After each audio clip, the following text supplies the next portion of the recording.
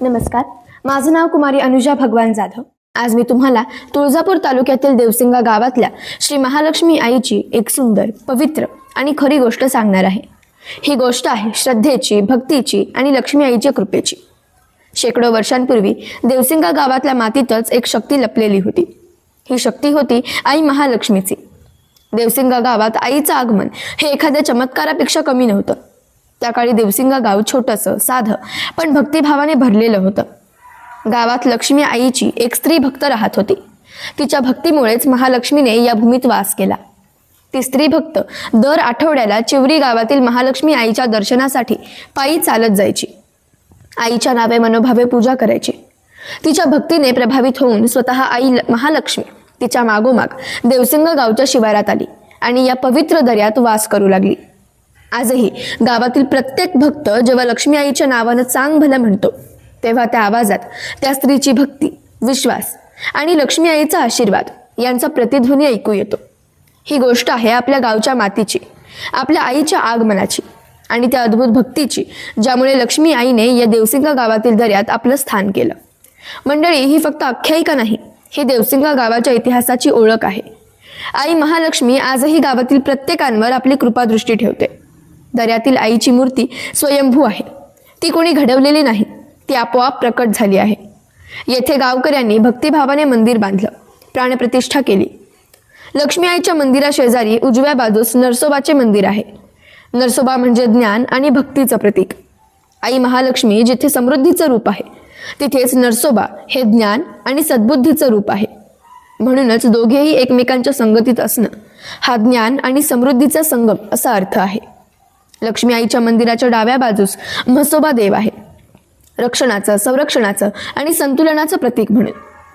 म्हसोबा देवाच्या शेजारीच साती आसरा आहे। साती आसरा म्हणजे काय तर लक्ष्मी आईच्या प्रवासात भक्त स्त्रीने क्षणभर थांबा घेतला, विश्रांती घेतली, तीच पवित्र जागा म्हणजे साती आसरा। या ठिकाणी दगड आणि झाड आहे, ते लक्ष्मी आईच्या पावन स्पर्शाने पवित्र झालं आहे। पालखी प्रथम साती आसऱ्याला नमस्कार करते आणि मग मंदिराकडे प्रस्थान करते। लक्ष्मी आई मंदिरासमोरच्या टेकडीवर एक सुंदर दगडी दीपमाळ आहे। हा दीपस्तंभ लक्ष्मी आईचं तेज भक्तांच्या जीवनात पसरवतो असा लोकविश्वास आहे। पूर्वीच्या काळी वीज नव्हती, म्हणून मंदिर विशेषतः यात्रेच्या किंवा नवरात्राच्या दिवसात दीपमाळेतील दिवे लावून उजळवलं जाई। त्यामुळे लक्ष्मी आईचं मंदिर दूरवरूनही चमकत असे आणि भक्तांना वाट सापडायची। दीपमाळेतील उजळलेले दिवे म्हणजे लक्ष्मी आईच्या आशीर्वादाचं रूप, जे गावाला प्रकाश आणि समृद्धी देतं। दर्यातील लक्ष्मी आईच्या मंदिराभोवती मोठमोठी झाडं उभी आहेत। बेल, पिंपळ, जांभूळ आणि चिंच यांच्या सावलीत मंदिर शांतपणे विसावलेलं आहे। इथं आलं की माणसाचं मन आपोआप स्थिर होतं। सगळ्या चिंता, ताण आणि विचार मागे राहतात। फक्त शांतता आणि समाधान मनात उतरू लागतं। कितीही संकटात असलेला भक्त इथे आला तरी तो नवी ऊर्जा, नवबळ आणि नवसंजीवनी घेऊन जातो। लक्ष्मी आईचं मंदिर हे फक्त एक ठिकाण नाही, तर भक्तांच्या श्रद्धेचं, भक्तीचं आणि आत्मिक शांततेचं स्थान आहे। मंदिराचे पुजारी धनगर समाजाचे आहेत। पूर्वीच्या काळात संतुमामा नावाचे एक अतिशय प्रसिद्ध आणि भक्त पुजारी होते। ते आईसमोर नंदादीप सतत तेवत ठेवायचे। आजही संतुमामांचे वंशज त्या परंपरेने लक्ष्मी आईची पूजा भक्तिभावाने करतात। दरवर्षी माघ महिन्यात देवसिंगा गावात श्री महालक्ष्मी आईची यात्रा भरते। ही यात्रा म्हणजे फक्त पूजा किंवा मिरवणूक नाही, तर हा गावाच्या संस्कृतीचा, परंपरेचा आणि श्रद्धेचा मोठा उत्सव आहे। ही यात्रा माघ महिन्यातील आषाढी पौर्णिमेनंतरच्या पहिल्या मंगळवारी भरते। लक्ष्मी आईच्या यात्रेचं एक पवित्र आणि प्राचीन चिन्ह म्हणजे हिरडं बसणे। हिरडं बसली म्हणजे आता आईचा उत्सव सुरू झाला। लक्ष्मी आईचं आगमन झालं आणि संपूर्ण गाव भक्तीच्या रंगात न्हाऊन निघालं। हे हिरडं यात्रेच्या 5 दिवस अगोदर म्हणजे शुक्रवारी बसवली जाते। त्या क्षणापासून म्हणतात, लक्ष्मी आई आली, आता गाव तिच्या अधीन झालं। या दिवसानंतर गावात कुठलंही नवीन कार्य केलं जात नाही, कारण हे दिवस पूर्णपणे आईच्या पूजेसाठी आणि भक्तीसाठी राखीव असतात। सगळं वातावरण फक्त भक्ती, तयारी आणि आनंदाने भरलेलं असतं। कोणी मंदिर सजवतं तर कोणी पालखीच्या तयारीत रमतो। हिरडं बसणं म्हणजे फक्त एक परंपरा नाही, तर ते लक्ष्मी आईला दिलेलं निमंत्रण आहे। आणि त्या क्षणापासून सुरू होते आपल्या आई महालक्ष्मीच्या यात्रेची पवित्र सुरुवात। गावच्या बोलीभाषेत या यात्रेला कायर असं म्हणतात। या यात्रेला गावातील लेकी सासरवाशिणी हमखास माहेरी येतात। ज्यांचं माहेर देवसिंगा आहेत त्या लेकी जगाच्या कुठल्याही भागात असोत, त्या सगळ्या यात्रेच्या आठवड्यात आईच्या दर्शनासाठी गावाकडे धाव घेतात.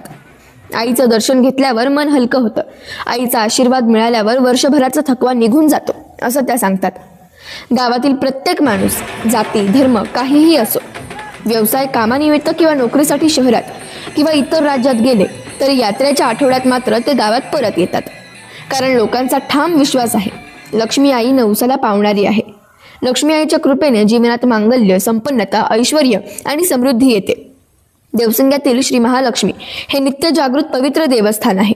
आई महालक्ष्मीच्या भक्तीमध्ये एक पवित्र आणि अतिशय प्राचीन परंपरा आहे, ती म्हणजे दंडवत परंपरा. दंडवत म्हणजे काय तर भक्त आपल्या संपूर्ण शरीराने जमिनीवर झोपून देवीसमोर नमस्कार करतो. जणू असं सांगतो, आई माझं सर्वस्व तुझंच आहे, माझं शरीर मन आणि कर्म सगळं तुझ्या चरणी अर्पण. आईच्या यात्रेच्या वेळी अनेक भक्त दंडवत घालत घालत दर्यापर्यंत येतात. कोणी नवस फेडण्यासाठी तर कोणी फक्त भक्तीच्या भावनेतून. पण सगळ्यांच्या अंतःकरणात एकच भावना असते, आईसमोर पूर्ण समर्पणाची.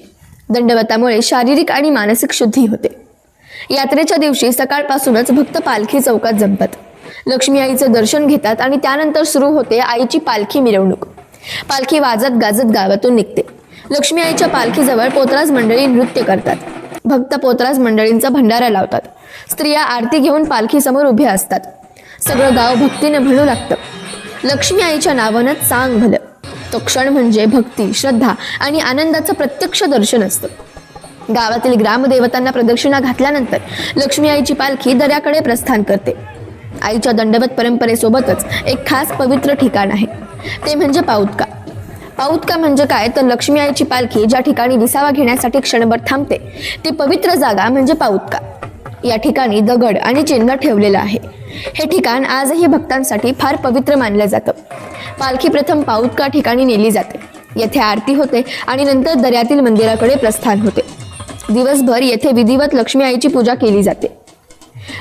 गावातून व आसपासच्या गावातील लोक कुटुंबासह भक्तिभावाने दर्शनाला येतात.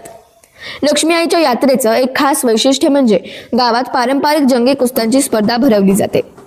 यात्रेच्या दुसऱ्या दिवशी दुपारनंतर शेतात कुस्त्यांचं आखाडं तयार केलं जातं. हलगीचा आवाज आणि लोकांच्या गर्दीने वातावरण ऊर्जेनं भरलेलं असतं. मंडळी, लक्ष्मी आईची यात्रा म्हणजे देवसिंगा गावाचं हृदय, गावकऱ्यांच्या श्रद्धेचं प्रतीक आणि गावातल्या एकतेचं साजरेपण आहे. लक्ष्मी आईची कृपा नेहमी आपल्या गावावर राहो.